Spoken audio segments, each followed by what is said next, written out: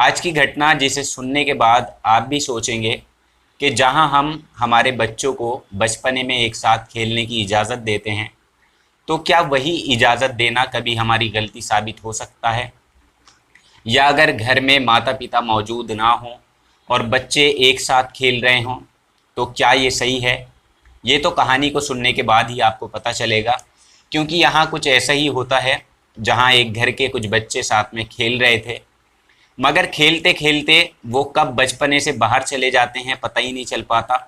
यानी अब जैसा कि आमतौर पर होता है कि घर में यदि छोटे बच्चे होते हैं या उनमें कुछ साल का अंतर होता है तो उन्हें एक साथ खेलने के लिए कह दिया जाता है, मगर ये जिम्मेदारी हमारी बनती है कि हम अपने बच्चों का ध्यान रखें, उन्हें देखते रहें कि वो कितनी देर तक क्या कर रहे हैं, किसके साथ खेल रहे हैं। क्योंकि ज़्यादातर कुछ फैमिलीज़ में ये देखने को मिलता है कि एक ही घर में काफ़ी सारे सदस्यों के दो परिवार भी रहते हैं, तो कहीं दो से ज़्यादा भी हो जाते हैं। यानी जॉइंट फैमिली होती है, जिनकी वजह से परिवार के सभी बच्चे आपस में बैठकर एक साथ खेलते हैं। चाहे वो चाचा चाची के बच्चे हुए, ताऊ के बच्चे हुए, या फिर किसी रिश्तेदार के। तो आप उनका ख्याल ज़रूर रखें। और आज की कहानी की शुरुआत होती है जब एक 8 साल की बच्ची रोते हुए अपनी माँ के पास आती है और माँ से आकर बोलती है कि माँ, मुझे भैया अपने साथ नहीं खिला रहे हैं। इस पर माँ कहती हैं कि बेटा कोई बात नहीं, तुम मेरे पास आकर बैठ जाओ और मेरे साथ रहो। और माँ जब उससे खुद बातचीत करने के लिए पास बिठाती हैं तो इतनी ही देर में उसका भैया भी बाहर से आ जाता है। तब उस बच्ची की माँ कहती है कि बेटा, तुम इस बच्ची को अपनी बहन को साथ में क्यों नहीं खिला रहे हो और इसे परेशान क्यों कर रहे हो? ये तुम्हारी छोटी बहन है और उसका ध्यान रखो, उसके साथ खेलो। तब ऐसे में भैया कहता है कि चाची जी, ये हमारी बात ही नहीं मानती है, इसलिए हम अपने साथ इसे क्यों रखें, और ये अगर हमारे साथ खेलेगी तो हमारी बात इसे माननी पड़ेगी, वरना हम इसको अपने साथ नहीं खिलाएंगे। अब देखिए, इस घर में क्योंकि 6 भाई हैं और अकेली एक बहन थी, और इसके बाद वो जबरन अपने भाइयों के साथ खेलती है। और जब खेल शुरू होता है तो इन सभी भाई बहनों के बीच ऐसा खेल शुरू होता है जिसके बारे में उनके माँ बाप ने सपने में भी नहीं सोचा होगा। इतना ही नहीं, जिन लोगों ने भी इस घटना के बारे में सुना, उन्होंने भी यही कहा, ऐसी चीज़ आज सुनने को मिली जो आज से पहले कभी नहीं सुनी। आज की जो सच्ची घटना का ताल्लुक है वो छत्तीसगढ़ प्रदेश के एक ज़िले से है जिसका नाम है अंबिका नगर, और अंबिका नगर का एक थाना लगता है गांधीनगर। तो दरअसल इसी इलाके का एक गांव है जहां एक संयुक्त परिवार रहता है, जिसमें कई लोग, चाचा ताऊ वगैरह एक साथ ज्वाइंट फैमिली में रहते हैं। और इसी घर में एक 8 साल की बच्ची भी थी जिसकी सेहत पिछले कई दिनों से लगातार बिगड़ रही थी। और उस बच्ची की हालत देखकर सबका बुरा हाल था, ख़ासकर उस बच्ची की माँ जो बहुत ज़्यादा परेशान हो रही थी, घबरा रही थी। इसलिए माँ ने उसको पूछा कि बेटा, तुम्हें क्या हुआ है, तुम बहुत कमज़ोर हो रही हो। तब बच्ची ने कहा कि माँ, मुझे कुछ नहीं पता, मुझे कुछ नहीं मालूम। अब आखिरकार वो 8 साल की छोटी बच्ची को क्या पता होगा कि उसकी तबीयत कैसे और क्यों ख़राब है, किस वजह से ख़राब है और क्या उसको परेशानी है। बस जो भी थोड़ी बहुत दर्द की शिकायत थी वो उसने अपनी माँ को ज़रूर बताई, और माँ ने भी उसे डॉक्टर को दिखाया। और जब माँ अपनी बच्ची को डॉक्टर के पास लेकर जाती हैं तो डॉक्टर ने भी नॉर्मल चेकअप करके उसको दवाइयाँ दे दी। मगर जैसे जैसे वक्त आगे बढ़ रहा था वैसे वैसे ये सब चीज़ें नॉर्मल नहीं हो रही थी, चीज़ें आगे बिगड़ती जा रही थी।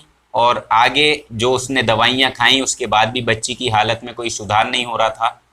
और एक दिन ऐसा हुआ कि 3 फरवरी 2022 को इस बच्ची की तबीयत ज़्यादा बिगड़ने लगती है। उस दिन उसके पेट में बहुत ज़्यादा दर्द होता है, और उसी दर्द को देखते हुए जब फिर से बच्ची को डॉक्टर के पास लेकर जाया जाता है तो वहाँ दूसरी तरफ उसका बड़ा भाई, जो अभी लगभग 17 या 18 साल का था, जो इन 7 या 6 बच्चों के साथ नहीं खेलता था क्योंकि वो बड़ा था, और इसलिए वो यहाँ कुछ ऐसी बातें सुनता है जो शायद उसको अब से पहले सुन लेनी चाहिए थी। और जब वो ऐसी बात सुनता है तो सुनने के बाद सीधा अपनी माँ के पास जाता है और कहता है कि माँ, मुझे कुछ गड़बड़ लग रही है, कुछ तो बात ऐसी है जो शायद नहीं होनी चाहिए।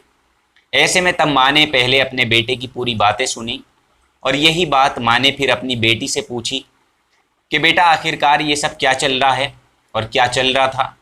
माँ जब इस बारे में अपनी बेटी से बातचीत करती है और जो सच वो बच्ची से सुनती हैं उसे सुनने के बाद माँ के पैरों तले ज़मीन खिसक जाती है।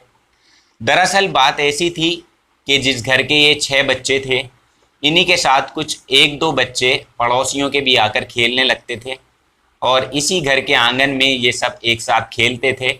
जब उनका मन करता था तब वो किसी भी जगह पूरे घर में किसी भी कमरे में जाकर खेलने लग जाते थे। और देखिए ऐसा होता है कि बात ऑनलाइन शिक्षा से शुरू होती है, जिसमें एक बच्चा जो 13 साल का है और जो अभी 6ठी या 7वीं क्लास में था, वो दरअसल अपनी कक्षा में ऑनलाइन पढ़ाई कर रहा था और साथ ही इन बच्चों के साथ भी समय बिताने के लिए वो यहाँ पर खेलता रहता था। और खेलते खेलते कब उसके मोबाइल पर कुछ ऐसी साइट खुल जाती हैं जिसकी शायद किसी ने कल्पना भी नहीं की थी। और कहते हैं कि जब हम कोई गूगल, यूट्यूब या कोई ऐसी साइट खोलते हैं तो उसके बाद उसकी नोटिफिकेशन ऐसी ही साइटों की अपने आप ऐड करके मोबाइल पर भेजने लगता है, जिसकी वजह से वो सारी साइट अपने आप ही खुलने लग जाती हैं। या ज़रा सा भी उन पर टच हो जाता है तो पूरी इन्फॉर्मेशन निकल कर सामने आ जाती है। तो ऐसा ही एक साइट थी जिसमें एक बच्चे को गंदी पिक्चर दिखाई गई और जब पहली बार उसने ये देखा तो यहाँ अभी तक शुरुआत में ये सब वो अकेले बैठकर देख रहा था। तो वहीं अब उसने इस तरह की वीडियो में अपने और भी भाई बहनों को शामिल कर लिया, यानी जिनके साथ वो खेलता था उन्हें भी उसने वो वीडियो और पिक्चर दिखानी शुरू कर दी और वो साइट दिखानी शुरू कर दी और उसे दिखाते हुए बोला कि ऐसा तो मम्मी पापा भी करते हैं। यानी कि जब वो बच्चे ये साइट देख रहे थे तो वो बातें भी कुछ इस तरह की कर रहे थे कि मम्मी पापा भी एक दूसरे के साथ ऐसे ही करते हैं। और देखिए जाहिर सी बात है कि सब घरों में ये नॉर्मल बात है, लेकिन कई बार माता पिता अपने बच्चों को बिना बताए छुपाकर ये सब नहीं करते हैं। कई बार ऐसा भी हो जाता है कि सब कुछ बच्चों के सामने खुलेआम हो जाता है और गलती वहाँ पर होती है माँ बाप की। वो सोचते हैं बच्चा सो रहा है, मगर कभी कभी ऐसा नहीं होता, बच्चा शायद जागा हुआ होता है और जिसकी वजह से वो इस तरह का दृश्य देख लेता है और वही उसकी दिमाग में बैठ जाता है। तो ऐसा ही इस बच्चे ने भी देखा, जिसका इस वीडियो को देखने के बाद उसे ध्यान आया, क्योंकि ये शुरुआत थी। मगर इसके बाद ऐसा होता है कि उसी मोबाइल की अलग अलग साइट पर बहुत सी ऐसी वीडियो खुद ब खुद आने लगती हैं और इनमें से कुछ वीडियोज़ वो बच्चा डाउनलोड भी कर लेता है, जिसके बाद वो सारे बच्चों को आपस में दिखाता है। और ये काम वो अपनी उस इकलौती बहन के साथ शुरू कर देते हैं और वीडियो देखने के बाद उन्हें एक लत सी लग जाती है और उन्होंने अपनी छोटी बहन को शिकार बनाया जो 8 साल की थी और साथ ही फिर वही घिनौना काम उसके साथ शुरू कर दिया।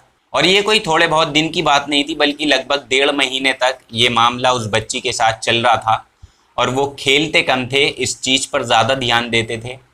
यानी जिस भी कमरे में वो साथ होते थे, सारे के सारे भाई मिलकर उस बच्ची के साथ वैसा ही काम करते थे जैसा उन्होंने अपने मम्मी पापा को करते हुए देखा था या उस वीडियो में करते हुए देखा था। और ये सिलसिला कब बहुत ज़्यादा बढ़ता गया, वक्त गुजरता गया और अचानक उस बच्ची की तबीयत लगातार ख़राब होने लगी, जबकि इस बारे में किसी को नहीं पता था और घर वालों को भी इस बात की बिल्कुल भी खबर नहीं थी। और जब उस छोटी बच्ची का सगा भाई एक दिन अपने घर से बाहर निकला हुआ जा रहा था, जिसकी उम्र लगभग 17-18 साल के आसपास थी, जो इन सब बच्चों में सबसे बड़ा था, उसके सामने जब अचानक ये 13 साल का बच्चा अपने उन 4-5 साथियों के साथ उसी बहन का नाम लेते हुए कहता है कि आज चलो फिर से ऐसा काम करते हैं, तो ये बड़ा भाई उनकी बात सुन लेता है और वो वीडियो जो बच्चे देख रहे थे वही वीडियो वो जाकर देख लेता है और जाकर अपनी माँ से कहता है, जिसे सुनने के बाद पूरे घर के हालात ख़राब हो जाते हैं।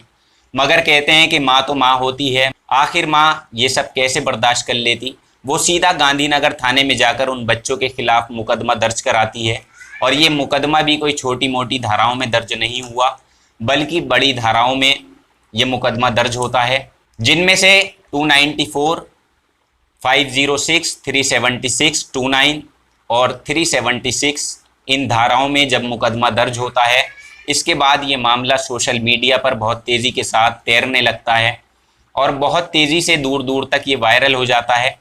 तब जाकर लोगों की आंखें खुलती हैं। एक संयुक्त परिवार, एक ऐसा संयुक्त फैमिली जहां पर चाचा ताऊ, रिश्तेदार और कई लोग एक साथ रहते हों, जहां उनके 6 बच्चे एक ही लड़की के साथ यानी कि अपनी ही बहन के साथ पिछले 1.5 महीने से इस कदर गंदा काम कर रहे थे।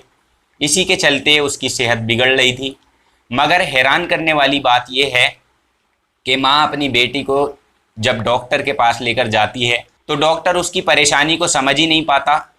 काश के उसने महिला चिकित्सक को अपनी बेटी को दिखाया होता तो शायद वो पहले ही पहचान जाती, तो इसको पहले ही रोका जा सकता था।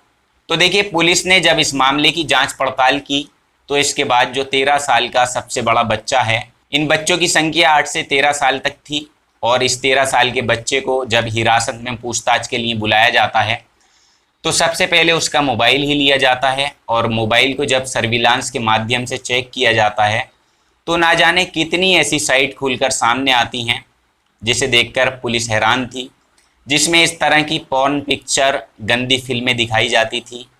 इसके अलावा दर्जनों के हिसाब से मोबाइल में ऐसी वीडियोस भी थीं जो कि गंदी वीडियो बताई जाती हैं, या यूं कहें कि उन्हें देखकर, उन्हें डाउनलोड करके ये बच्चे ऐसा कुछ बच्ची के साथ कर रहे थे। हालांकि फ़िलहाल पुलिस ने किसी बच्चे को हिरासत में तो नहीं लिया, मगर सबसे पहले उस बच्ची का मेडिकल चेकअप कराया गया और जिससे ये साफ जाहिर हो चुका कि उस बच्ची के साथ बलात्कार पे बलात्कार हुए हैं जो काफ़ी लंबे समय से चल रहे थे। और इसी के बाद जब बच्चों से बात की पुलिस ने तो बच्चों से पता चला, ये ऐसी फिल्म देखने के बाद उनके दिमाग में ये सब चीज़ें आईं और ये घटना इस तरह से घटी। हालांकि जो बच्चों की ज़िंदगी में हुआ है शायद वो कभी भी उसको भुला नहीं पाएंगे, ये मुमकिन नहीं है। और ना ही उनके माँ बाप इस दृश्य को भुला पाएंगे, ये भी कहना आसान नहीं है। हालांकि परिवार ने आपस में बैठकर संयुक्त रूप से एक मीटिंग की और मीटिंग करने के बाद जिस बच्ची की मां ने तहरीर थाने में दी थी, जिसके आधार पर मुकदमा दर्ज किया गया था, उसको भी वापस लेने की कोशिश की गई। तो गांधीनगर की पुलिस ने साफ इनकार कर दिया कि ये मुकदमा अब किसी भी कीमत पर वापस नहीं होगा, बल्कि इस मामले में बड़ी कार्रवाई की जाएगी। और साथ ही देखिए, इस मामले की जांच कर रहे थे टीआई रलीक लाकड़ा, उन्होंने भी साफ इनकार कर दिया कि इस मामले में पहले जांच की जाएगी और ये पता किया जाएगा कि आखिरकार इस 13 साल के बच्चे के पास इस तरह की वीडियो कैसे पहुंची और कब से ये वीडियो को देख रहा था। इस पूरे वाकये की जांच की जाएगी। उसके बाद जो भी इसमें दोषी होगा उसको किसी भी कीमत पर बख्शा नहीं जाएगा।